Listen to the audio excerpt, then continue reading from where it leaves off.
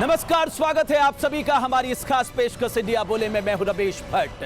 केंद्र सरकार माइनॉरिटीज तक पहुंचना चाहती है। जो कार्यक्रम केंद्र सरकार चला रही है उसकी जागरूकता के लिए सरकार ने पंचायत लगाने का फैसला किया है। इसकी शुरुआत मेवात से की गई। देश भर में ये पंचायतें लगाई जाएंगी। सरकार का मकसद है कि जागरूकता ज्यादा से ज्यादा इस समुदाय तक पहुंचे ताकि उनका विकास हो सके।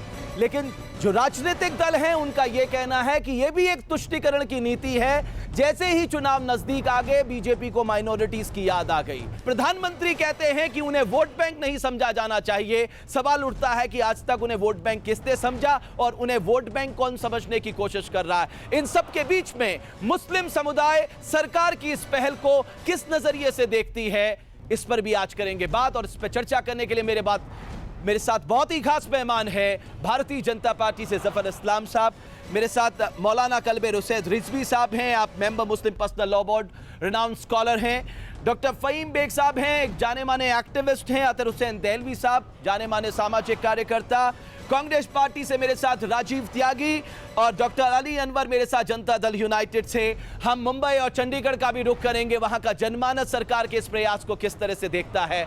लेकिन क्या वाकई सरकार चाहती है माइनॉरिटीज खासकर मुस्लिमों का विकास हो? और साथ ही साथ हम आपको बता दें, मेरे साथ कई मुस्लिम समुदाय से जुड़े लोग यहां पर मौजूद हैं। देश की आम जनता है, वो सरकार की पहल को किस नजरिए से देख रही है, या वो भी मानती है चुनाव नजदीक आ गए हैं, यूपी में एक बड़ा वोट बैंक मुस्लिम मतदाता है, ऐसे में उनको रिझाने की कहीं ये कोशिश तो नहीं हो रही है। सबसे पहले इस रिपोर्ट पे नजर डालते हैं। हरियाणा के मेवात की ये तस्वीरें बीजेपी की नई सियासी पहल की है। जिस पार्टी को मुस्लिम विरोध के लिए जाना जाता है वो मेवात में मुस्लिम पंचायत कर रही है। हरियाणा का मेवात वो इलाका है जो बीफ बिरयानी विवाद और मुस्लिम महिलाओं से रेप को लेकर सुर्खियों में रहा है। इसी इलाके में बीजेपी की मुस्लिम पंचायत हुई। विरोधी इस पर सवाल उठा रहे हैं, खट्टर सरकार पर वार किया जा रहा है। भारतीय जनता पार्टी की खट्टर सरकार हरियाणा में सामाजिक सौहार्द को तोड़ना चाहती है। बार बार इसको लेकर षड्यंत्र किया जाता है। बीजेपी छवि बदलने की कोशिश कर रही है और इसकी झलक केरल के कोझिकोड में बीजेपी की बैठक में देखने को भी मिली।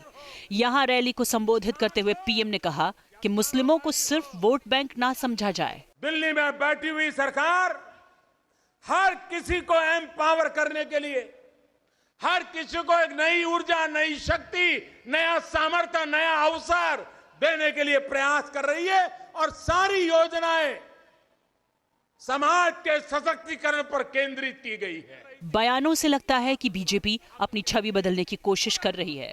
मुस्लिम पंचायत को इसी का हिस्सा माना जा रहा है। लेकिन बीजेपी की कोशिश कितनी सफल होगी, ये बड़ा सवाल है। Team news nation. तो सरकार की इस पहल पे विपक्षी नेताओं ने सवाल उठाए हैं। जफर इस्लाम साहब, आज तक आप कहते रहे कि कांग्रेस पार्टी ने मुस्लिमों का तुष्टीकरण किया है। मैं आज आपसे यह कह रहा हूं, क्या यह तुष्टीकरण की पहल नहीं है आपकी? बिल्कुल नहीं। अगर आप मुआयना करें मुस्लिम समाज के बारे में, माइनॉरिटी कमीशन, खासकर हम मुसलमानों की बात कर रहे हैं, तो आप देखिए, चाहे जिस एतबार से देखिए, तालीमी एतबार से देखिए, उनकी सियासी एतबार से देखिए, उनके माली एतबार से देखिए, हर एतबार से देखिए, तो मुस्लिमों की जो एक आज की हालात है वो बहुत बहुत पिछड़े हुए हालात है।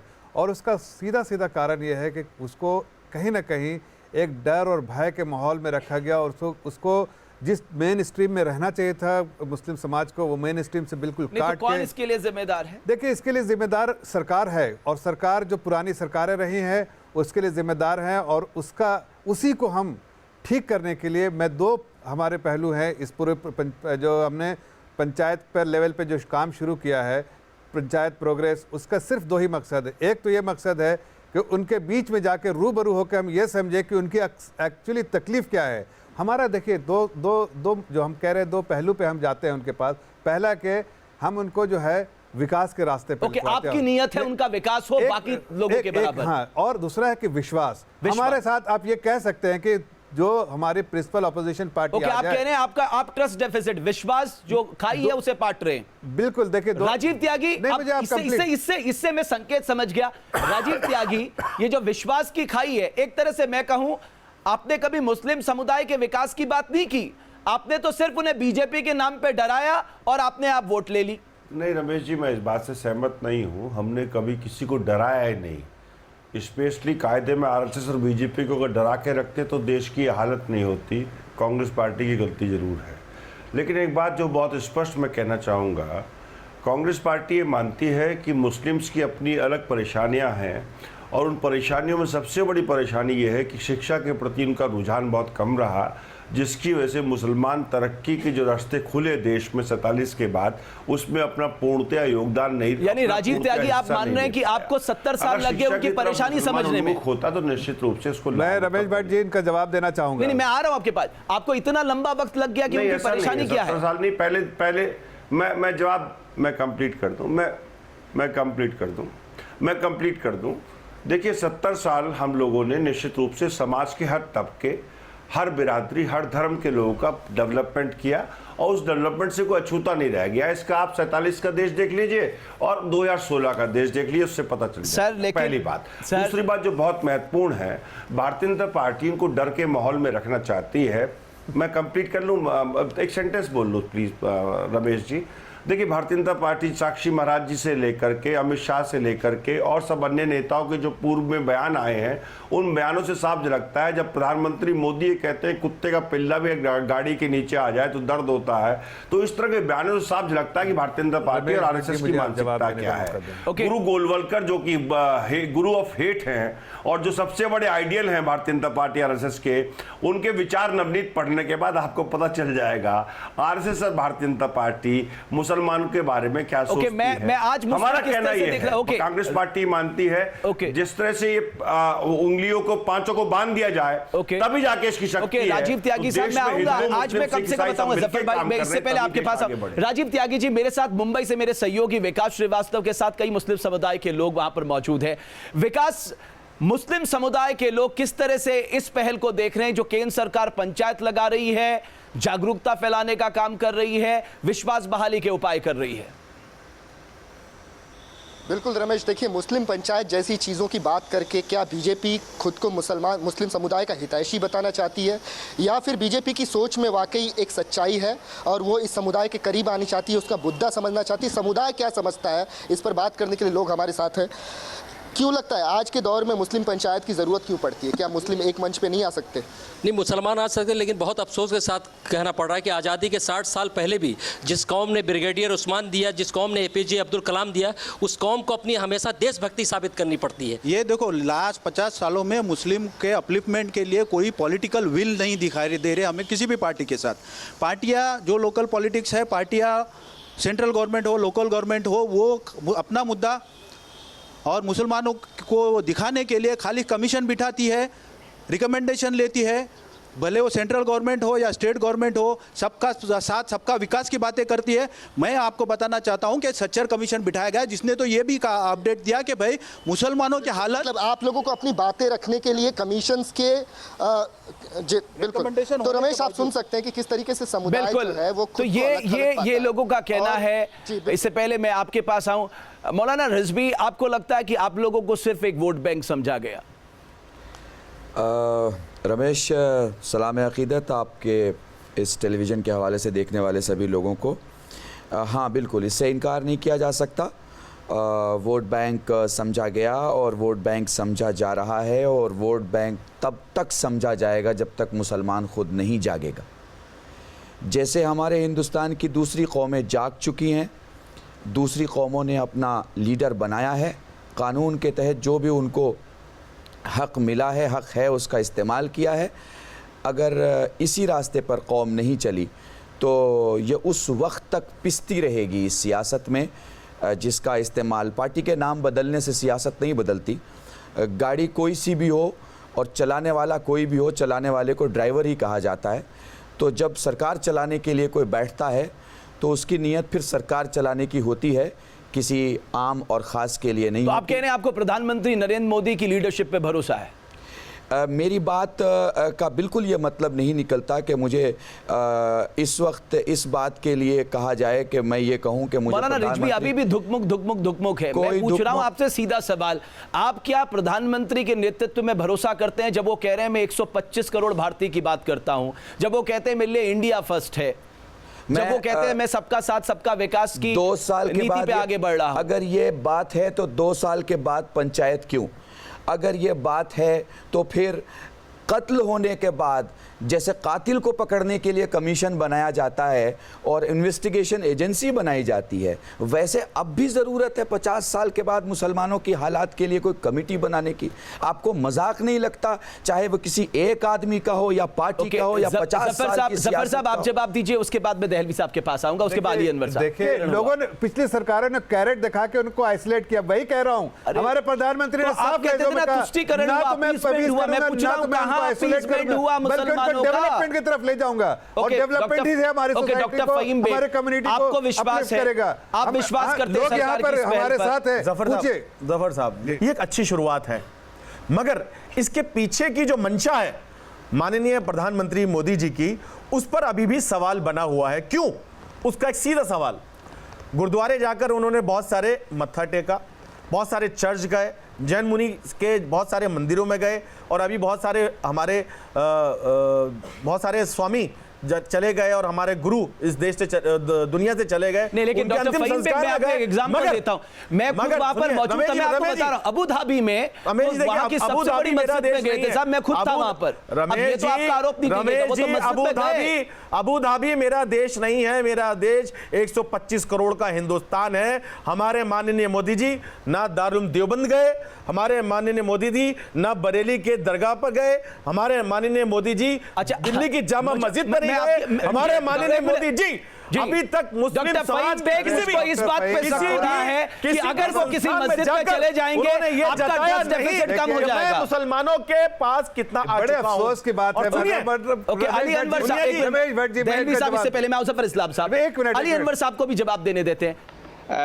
मेवात में ये पंचायत हुई है और उस पंचायत के पहले की पृष्ठभूमि ये है कि वहाँ पर 2 मेवाती, एक शादीशुदा औरत और एक गैर शादीशुदा लड़की के साथ वहाँ बलात्कार हुआ, 2 आदमी का मर्डर हुआ एक गांव में। और उसके ये बाद आप देखिए कि पूरे मेवात के इलाके में बिरयानी में बीफ खोजने की मुहिम शुरू हुई है। और इस पृष्ठभूमि में ये जा रहे हैं वहाँ हमारे माननीय मंत्री नकवी साहब, और कैसे शुरुआत हो रही है, जरा उसका वीडियो क्लिप आप दिखाइएगा मेहरबानी करके, कि रागनी की जो लड़कियां डांसर हैं उनके डांस से कार्यक्रम की शुरुआत होती है। मैं आपका भाव समझ गया, आप कहना चाहते हैं इनकी कथनी और करनी में अंतर है। वाकई सरकार देश में माइनॉरिटीज के विकास के लिए आगे बढ़ रही है और ये पंचायत बुलाना उसी का एक हिस्सा है। दहलवी साहब, क्या आपको लगता है कि ये कदम सही कदम है और इस पे सरकार को आगे बढ़ना चाहिए? मेरा कहना यह है कि 2.5 वर्षों के अंदर आपने अगर कुछ करना था कि साहब जो कुछ हुआ वो तो देश के ऊपर कलंक था, मगर आपने तो उससे आगे जाके करा। आप तो साक्षात सुप्रीम कोर्ट पहुंच गए और आपने जाके कहा नहीं, अलीगढ़ मुस्लिम यूनिवर्सिटी जो है इसका आपको माइनॉरिटी स्टेटस खत्म कर देना चाहिए। इस्लाम साहब, 1 मिनट, मैं 1 मिनट में आ रहा हूं।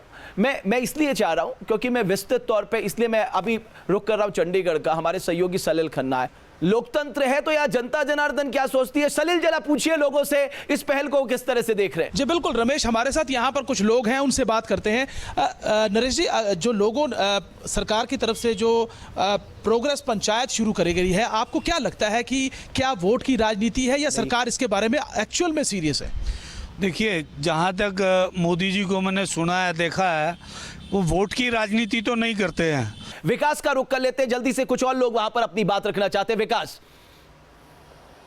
बिल्कुल, मुस्लिम समुदाय की बात हो रही है तो मुस्लिम समुदाय से ही जान लेते हैं कि मोदी जी के इस नियत पर उनकी क्या प्रतिक्रिया, क्या सोचते हैं आप? मुस्लिम पंचायत की बात आज क्यों हो रही है? देखो, सब में पहले हमारी इस न्यूज़ के माध्यम से रिक्वेस्ट ये है कि जब तक इस देश में मुसलमान को किराएदार समझा जा रहा है उस वक्त तक आप मुसलमानों का भला नहीं आपको किराएदार समझा जा रहा है इसलिए आपका भला नहीं। आप क्या समझ रहे हैं? एक एजुकेटेड होने के नाते ये मैं समझता हूँ कि आज सबसे ज़्यादा जो हालत चल रहा है उसमें सबसे ज़्यादा मुस्लिम एजुकेटेड जो लड़के हैं इनको अपने आप पे बहुत ज़्यादा एक डर का एक माहौल पैदा हो गया। न जाने कब लोग बीजेपी से डरते हैं मतलब? हाँ, ये गवर्नमेंट ने जिस तरीके का माहौल बनाया, जो वादे किए गए थे कि भाई सभी को साथ लेके चलेंगे, देश उन्नति करेंगे, मुस्लिम पंचायत जैसी चीज़ें सिर्फ आप लोगों को अट्रैक्ट करने के लिए, ये सिर्फ ऐसा लगता है कि ये सिर्फ बस एक पॉलिटिकल स्टंट है, क्योंकि ऐसे बहुत चीज़ें होगी बट आउटपुट जब तक नहीं आएगा ये सब चीज़ों का कोई फायदा नहीं है। मौलाना रिजवी, कम से कम भारत में ऐसे हालात तो नहीं है। रमेश, मैं बहुत सादगी से कहूँगा, साहिल के तमाशाई हर डूबने वाले को देखा तो किया करते हैं, इमदाद नहीं करते। पिछले 65-70 सालों में मुसलमानों की हालत कुछ ऐसी रही, नुमाइंदगी घटती चली गई, इल्म घटता चला गया, गुर्बत का बोझ बढ़ा, अक्ल कम होती चली गई, जेब में पैसे कम होते चले गए और फिर अदम तहफ़्फ़ुज़ यानी कि वो महफूज रह पाएंगे बड़ा मुश्किल हो गया। रोटी कपड़ा मकान तो छोड़ दीजिए, बहुत सारे ऐसे इलाके हैं जहाँ माँ का बच्चा जब जाता है तो माँ इस बात की दुआ करती है कि उसका बच्चा सही सलामत आ जाए। प्रधानमंत्री जो बार बार कह रहे हैं कि साहब डेवलपमेंट होना, भाई डेवलपमेंट तब होगा जब आप भैंसे निकालेंगे। हालत ये है, जिस आदमी को आप बिरयानी तक बेचने के लिए और जिस आदमी यानी सोम संगीत सोम या दूसरे या अल कबीर के जैन बंधु तो गोश्त बेच सकते हैं, लेकिन मेवात का मुसलमान जो ठेले में बैठ के बिरयानी नहीं बेचेगा, क्योंकि पुलिस इंस्पेक्टर आके उससे पूछेगा गोश्त काहे का है। आइए आपको दिखाते हैं कि केंद्र सरकार इस वक्त कौन से कार्यक्रम चला रही है माइनॉरिटीज के विकास के लिए और क्या वो वाकई उस आखिरी व्यक्ति तक पहुंच रहे हैं जिसके लिए प्रोग्राम टारगेटेड है। देखिए रिपोर्ट। 70 साल हो चुके हैं देश की आज़ादी के। अल्पसंख्यकों का विकास, अल्पसंख्यकों की सुरक्षा हमेशा से अहम मुद्दे रहे हैं। इसके लिए कई कार्यक्रम भी शुरू हुए। इन योजनाओं पर नजर डालें तो प्रधानमंत्री का 15 सूत्री कार्यक्रम, मौलाना आज़ाद एजुकेशन फाउंडेशन को सहायता, national minority development and finance corporation, multi sectoral development programme को 90 जिलों में लागू करना इसी का हिस्सा है। लेकिन आज जो हालात हैं उससे यही लगता है कि इन कार्यक्रमों का उचित लाभ मिल नहीं पाया है। मुसलमानों से जुड़े सुलगते सवाल आज भी कायम है। क्या मुसलमानों को सिर्फ वोट बैंक के तौर पर देखा जाता है? राज्य अल्पसंख्यक आयोग क्या कर रहा है? आयोग का काम समुदायों के विकास के लिए योजना तैयार करना है। कई राज्यों में अल्पसंख्यक आयोग का गठन हुआ ही नहीं है और जहां अल्पसंख्यक आयोग है वहां उन्हें जरूरी मदद मिलती नहीं है। मुसलमानों से जुड़े बहुत सारे सवाल हैं जिसका जवाब जल्द ढूंढना जरूरी है। Team news nation. Doctor Ali Anwar, तमाम आरोप आज लग रहे हैं, लेकिन अगर मैं आपसे पूछूं साहब, आपने भी एक लंबा राज कर लिया है बिहार में, ऐसे स्पेसिफिक प्रोग्राम आपने कौन से चलाए जो माइनॉरिटीज खासकर मुस्लिम समुदाय के विकास में सहायक रहे? देखिए, पहली बात मैं कहना चाहता हूं, मैं आऊंगा बिहार पर, पहली बात मैं कहना चाहता हूं कि ये जो मामला है विकास का, उसमें मुसलमान भी हैं, चूँकि ज़्यादा पिछड़े हैं, ज़्यादा गरीब हैं, तो उनके विकास का मामला है। लेकिन देखिए, ये सिर्फ मुसलमान की बात नहीं। आप कह रहे हैं कि मुसलमान अविश्वास कर रहा है, मुसलमान ही नहीं, मोदी जी ने जितनी भी घोषणाएं अभी तक की हैं, किसान को विश्वास नहीं हो रहा है, बेरोजगारों को 2 करोड़ लोगों को रोजगार देने का उनको विश्वास नहीं है, माइनॉरिटी का तो कतई विश्वास नहीं है। इसलिए कि आप सुबह से शाम तक उसको गाली देते हैं, उसको अपनी देशभक्ति का सबूत मांगते हैं। आप दादरी करते रहिएगा, आप मुजफ्फरनगर करते रहिएगा, मेवात में आप बलात्कारियों को बलात्कार हुआ और 2 लड़कियों का 2 कत्ल हुआ, और आपका मुख्यमंत्री कहता है, आपका मुख्यमंत्री कहता है कि ये मामूली घटना है। मुझे अली अनवर साहब, डॉक्टर अली अनवर, आज आप पे कोई भरोसा नहीं करेगा। ये वही अली अनवर हैं, ये अली अनवर उसी पार्टी के हैं जिसने बिहार में 10 साल से कुछ का समय के लिए बीजेपी के साथ कोalition में सरकार चलाई। कौन आपकी बातों पे विश्वास करेगा, बताइए मुझे।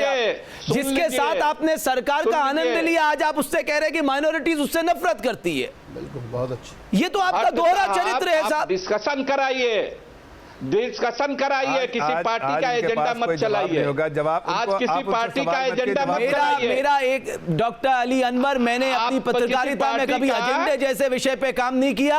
आप बताइए, कोई आज यहाँ पर इनकार कर सकता है कि आपने बीजेपी के साथ बिहार में मिलकर सरकार नहीं चलाई?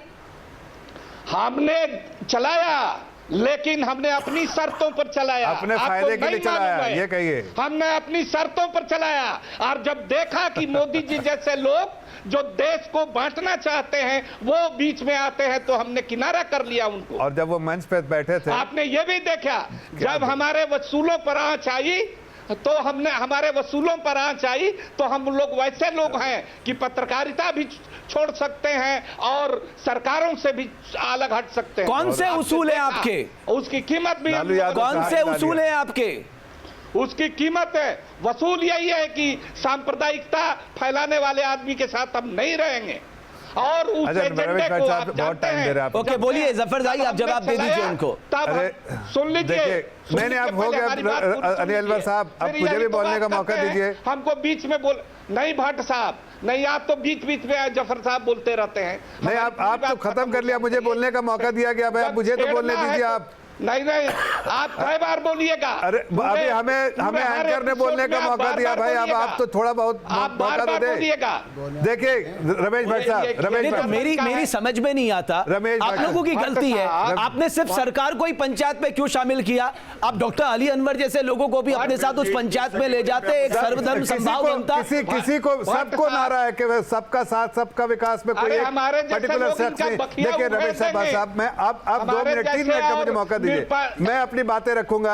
इतने सारे इल्जामात हैं हम पर, हमारी पार्टियों पर, लेकिन अब उनको चुप भी कराइए, मुझे बोलने का मौका दीजिए। बहुत संजीदगी से सुना उनको। अरे तो आप जवाब दीजिए। मैं ये कह रहा हूँ कि देखो, हमने अब तक 67 सालों में यही देखा है कि मुसलमानों के लिए बातें तो बहुत हुई, काम कुछ नहीं हुआ। आज हमारी सरकार 2-2.5 साल से जो भी स्कीम तो मुझे मतलब आपने क्या 2.5 साल में ऐसा कर दिया जो आप पिछली सरकारों को कर रहे हैं? डॉक्टर मनमोहन सिंह ने देश में प्राइम मिनिस्टर 15 पॉइंट प्रोग्राम लाए, इंदिरा गांधी ने 15 पॉइंट प्रोग्राम लाए, मैरिड कम स्कॉलरशिप स्कीम, प्री मैरिड कम स्कॉलरशिप स्कीम, ये कौन लेके आया? अनइंटरप्टेड 2 मिनट का समय दीजिए बोलने को, उसके बाद आप जो भी तो आप ये मत कहिए कि पिछले सालों कुछ नहीं हुआ, कार्यक्रम बहुत आए। नहीं, एक मिनट, मैं जो कह रहा हूँ, मेरी बात पूरी मेरी संजीदगी से बात सुन लीजिए, मेरी संजीदगी इसके बात सुनिए। मैं ये कह रहा हूँ कि जो हालात है वो हालात आपके सामने दिख रहे, हमारे सारे भाई बैठे हैं। सबसे मैं कह रहा हूँ कि जो हालात मुसलमान कम्युनिटी की, मुस्लिम कम्युनिटी के, वो सबके आंख के सामने हैं। उसके बावजूद भी हम अगर नाबीना बन जाए तो हमारी गलती है। देखिए दिल्ली साहब, प्लीज 1 मिनट, मुझे 2 मिनट का वक्त दे दीजिए। मैं ये कह रहा हूँ कि देखिए जो बातें हुई, मैं उन कांग्रेस सरकार, एक बात मैं भी कहना चाहूंगा, आपके पास आप छोड़ो उनको बातों को। मैं तो ये कहता हूँ, अरे मैं तो ये कहता हूँ कि देखिए आज जो है हालात, जो है आज हालात ये है जो आप लोग से तो छुपी नहीं है, जो मुसलमान के हालात है आज इस दुनिया, इस हिंदुस्तान में, वो मालूम है।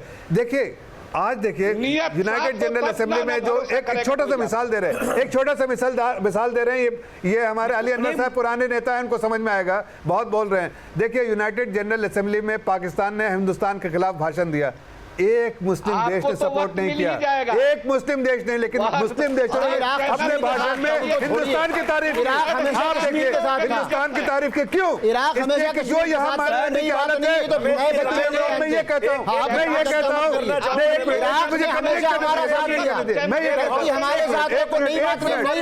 मिनट में कह रहा हूँ, मुझे कहने दीजिए।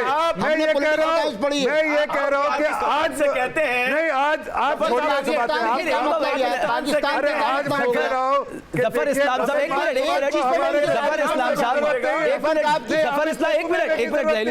जफर इस्लाम साहब, जफर इस्लाम साहब, आपको अपने देश के मुसलमानों का दिल जीतना, आपको इराक, ईरान या इन सबका दिल नहीं, इनका भी जीतिएगा, पहले इनका तो दिल जीत लीजिए। पूरे प्रोग्राम में पहली मर्तबा ये कह रहे हैं जफर भाई, हमने पूरे दुनिया का मुसलमान, मैं बिल्कुल अप्रिशिएट कर रहा हूँ भारतीय जनता पार्टी को, जफर साहब को अप्रिशिएट करूँ इसलिए। देखिए इन्होंने आसाम में चुनाव लड़ा और कहीं टिकट नहीं दिया मुसलमान, लेकिन आसाम में इन्होंने एक मुसलमान को टिकट दिया, खुदा के फजल से वो जीत गया।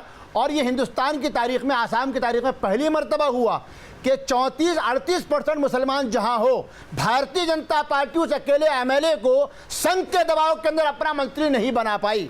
इससे बड़ा इस देश में क्या उदाहरण होगा? अरे राजनीति साझेदारी दीजिए, ये चार आने खिलौने मत बांटिए। अंदर जाए योजनाएं लाए, 15 योजनाएं ले आए और वो योजनाएं। ओके, एक मिनट। अच्छा, मैं एक बार जफर भाई, मैं इनकी भी जरा बात ले लूं। कुछ लोग यहाँ पर सवाल करना चाहते हैं। हाँ, जरा उठिए और मुझे बताइए आपका क्या सवाल है। जी, मुझसे सवाल करो। मेरा सवाल है जफर साहब से। बिल्कुल करो। मैं कि आज ये जो पहल करी है आपने, बहुत अच्छी पहल करी है और इसे पूरी दुनिया में पहल को लेकर चलो, मगर इसके साथ साथ जो पिछले आपके कारनामे, जो आपकी पार्टी के लीडर हैं, जो उल्टे सीधे बयानबाजी करते हैं, एक तरफ आप पहल कर रहे हैं, दूसरी तरफ आप धमका रहे हैं। जब तक इसको धमकाना बंद न करोगे, भयभीत इसको खत्म न करोगे, जब तक आप जो है देश के अंदर कामयाब नहीं हो सकते। ओके, हमारे मोदी जी ने कहा था कि सबका साथ सबका विकास। मोदी जी तो अच्छी बात करते हैं, मगर उनके जो कार्यकर्ता हैं जब वो समझाते हैं कि ऐसा ना करो, वो फिर भी ऐसा करते हैं, तो इसकी क्या वजह है? ओके, किसकी चल रही है पार्टी में?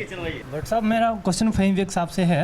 ये कह रहे थे कि योगी आदित्यनाथ को जेल में डाल दीजिए, लेकिन ओबीसी के लिए क्या कहेंगे? विकास को बिरयानी में क्यों ढूंढते हैं? जब कभी कोई बात होती है, विकास को विकास रहने दीजिए ना।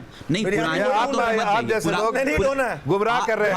हम जो है केकड़े की तरह जैसे ही आगे बढ़ते हैं, टांग पकड़ के उसको पीछे खींच ली जाती है। वो टांग खींचना बंद कर दीजिए। सारे लोग साथ में आइए, हम सारे भारतवासी हैं। जब विकास होगा तो सबका एक साथ होगा। अपने जिले में क्या कहा, मैं उसकी खंडन करता हूं हर तरह से, लेकिन आप उसको ज्यादा तवज्जो दे रहे हैं इन जैसे लोगों के लिए, इसलिए कि आपका जहन वो तोड़ के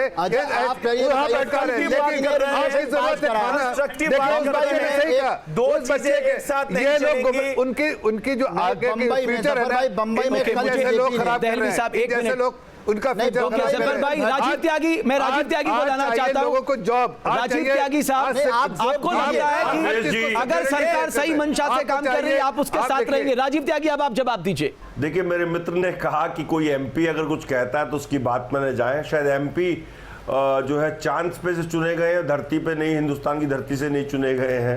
ऐसा नहीं है। प्रधानमंत्री भी पहले एमपी बनते हैं, उसके बाद ही प्रधानमंत्री बनते हैं। जफर साहब, दो विषयों पर अपनी बात कहना चाहूंगा। पहला विषय, जब मनमोहन सिंह सरकार ने 2006 में 15 पॉइंट प्रोग्राम लेकर के आई थी, तो हम पे तुष्टीकरण की राजनीति का आरोप भारतीय जनता पार्टी ने लगाया था। क्या वो तुष्टीकरण की राजनीति नहीं कर रही है? दूसरा विषय जो बहुत महत्वपूर्ण है, मोदी जी ने कहा कि ना फेवर हो ना डिसफेवर हो, परिष्कृत किया जाएगा। परिष्कृत तो उसको किया जाता है जो पॉल्यूटेड होता है या जिसमें प्रदूषण होता है। तो मुझे लगता है मुसलमान को भारतीय जनता पार्टी प्रदूषण युक्त मानती है, इसलिए परिष्कृत करने की बात करती है। डॉक्टर अली अनवर, दो ऐसे काम जो मुझे लगता है माइनॉरिटीज के लिए करने चाहिए, आपके लिहाज से आप सुझाव दीजिए। देखिए भट्ट साहब, सबसे पहली बात यह है कि आपकी नीयत ठीक हो, आपकी नीति ठीक हो। अगर नीयत और नीति में ही खोट है तो आप कुछ भी घोषणा कीजिए, उसका कोई असर नहीं होने वाला है। ओके, अली अनवर, आपका टाइम खत्म। जफर इस्लाम साहब, आपके दो सुझाव चाहिए। मेरे पास समय बहुत कम है। ओके, जफर इस्लाम साहब, मुसलमान पर कैसे? देखिए, आज मुसलमानों को दो चीज चाहिए, बिल्कुल दो चीज, और उसी दो चीज पे हम काम करेंगे। आज के नौजवानों को इक्वल अपॉर्चुनिटीज़ चाहिए, हम उसके लिए इक्वल अपॉर्चुनिटीज़ क्रिएट करेंगे मुस्लिम अपने बच्चों के लिए, ताकि उनका भविष्य अच्छा रहे। इन जैसे लोगों के बात मत सुनो, इसलिए कि ये हर वक्त भड़काते रहेंगे आपको। आप इनसे उठ के बात करो, आप अपने भविष्य के बारे में बात करो। हमारा संविधान आपको पूरी आज़ादी देता है, और उनके डेवलपमेंट की बात करें, वही आपको आपके लिए डेवलपमेंट चाहिए, और वही उसकी भारतीय जनता पार्टी। बहुत संक्षेप में देखिए, सबसे पहली बात, सुरक्षा और शिक्षा, ये दो बड़े हथियार हैं। अगर ये अल्पसंख्यक अक़लियतों को दे दिए जाएं, पहला। और दूसरी बात, ये छोटे भाई और बड़े भाई को लड़ाने की राजनीति अगर ख़त्म कर दी जाए। इस देश में 125 करोड़ लोग हैं, हिंदू, मुसलमान, सिख, ईसाई, ये सब आपस के ताने बाने में जुड़े हुए हैं। अगर इनको आप अलग करना चाहेंगे राजनीति के लिए, तो ताना बाना बिगड़ जाएगा, और वो बिगड़ रहा है। लड़ाना बंद कीजिए, हिंदू को मुसलमान से, मुसलमान को हिंदू से, और सुरक्षा और शिक्षा पे ध्यान दीजिए। तो ये कि प्रधानमंत्री मोदी इस बात को, पूरी सरकार और हम सबको ये रखना चाहिए कि संविधान हमारी आत्मा है, और बिल्कुल, और संविधान ने जो कुछ हमको दिया है उसकी रक्षा अगर होती है मुझको सब मुल्क में मिल सकता है। बिल्कुल, दूसरी चीज़, बिल्कुल। इसके साथ साथ क्या हिंदुओं में हो मुसलमानों में जो भी इस सामाजिक ताने बाने को तोड़ने की कोशिश करता है उसके खिलाफ कार्रवाई हो। और तीसरी चीज़, 125 करोड़ लोगों की जब बात करते हैं, किसान हिंदू भी है मुसलमान भी है, वो दलित भी है, कुछ भी हो, मेरा कहना यह है कि ये सरकार अलग अलग तरीकों के बजाय समाज के कमजोर कोई भी तबका हो उसके डेवलपमेंट की बात करे। खाली जो है वो जिस तरीके से राजीव त्यागी, आपके पास 30 सेकंड में मुझे आपका जवाब दीजिए। देखिए, 3 विषयों पे मैं कहना चाहूंगा, शिक्षा, रोजगार और संसाधन। अगर मुस्लिम समाज शिक्षा की तरफ बढ़ेगा तो विकसित समाज होने की तरफ बढ़ेगा, पहली बात। जब शिक्षा होगी तो बेहतर रोजगार होगी। हालांकि मोदी सरकार ने 2 करोड़ नौजवानों को रोजगार देने की बात की थी प्रत्येक वर्ष, शायद 28 लाख मुस्लिम नौजवानों को भी रोजगार मिलता। तीसरा जो बहुत महत्वपूर्ण है, संसाधन। जितने हम पे संसाधन है उसी हिसाब से हम लोगों को पॉपुलेशन ग्रोथ पे भी ध्यान देना पड़ेगा। मैं सबसे आखिर में इसलिए आपके पास आया हूं, आप खुद मुस्लिम होते हुए क्या ऐसा समझते हैं कि एक तो विश्वास जीत ले सरकार, दूसरा जो सच्चर कमेटी ने कहा कि किस किस क्षेत्र में पिछड़े हुए हैं वहां पर काम हो सके? 30 सेकेंड में। सबसे पहले तो अरविश ये बात मैं क्लियर कर दूं कि मुसलमान अगर टोपी और धोती और लुंगी और कुर्ता पहन के अगर किसी सियासत की पार्टी में जाता है तो वो जान बचाने नहीं जाता, वो हिंदुस्तान बचाने जाता है। बहुत क्लियर बात है। दूसरी ये मैं बहुत साफ कर दूं, कब हमारी पीढ़ी पढ़ेगी, कब स्कूल लगेगा, कब बजट बनेगा, ये फ्यूचर का सवाल है। जो हमारा पढ़ा लिखा है उसे रोटी मिल जाए, जो हमारा बेकार है उसे काम मिल जाए, जो हमारा अपनी जगहों पे बैठा हुआ है उसका प्रोग्रेस रुका हुआ है, प्रमोशन रुका हुआ है, उसको ये सोच के काम में आगे बढ़ाया जाए कि ये भी भारत माँ की संतान है। क्योंकि हम जब तक जात और राजनीति दोनों को मिला के चलेंगे देश तबाह होगा, लेकिन जब हम जीवन और ज़मीन दोनों को मिला देंगे तो यकीन जानिए हिंदू भी आबाद हो जाएगा और मुसलमान भी आबाद हो जाएगा। बहुत बहुत शुक्रिया आप सभी का इस चर्चा में जुड़ने के लिए। तो जैसा कि प्रधानमंत्री कह रहे हैं, सबका साथ सबका विकास, इसके लिए जरूरी है इस समुदाय के लिए वो काम करना ताकि ये भी मेन स्ट्रीम में आ सके। बहुत बहुत शुक्रिया आपका।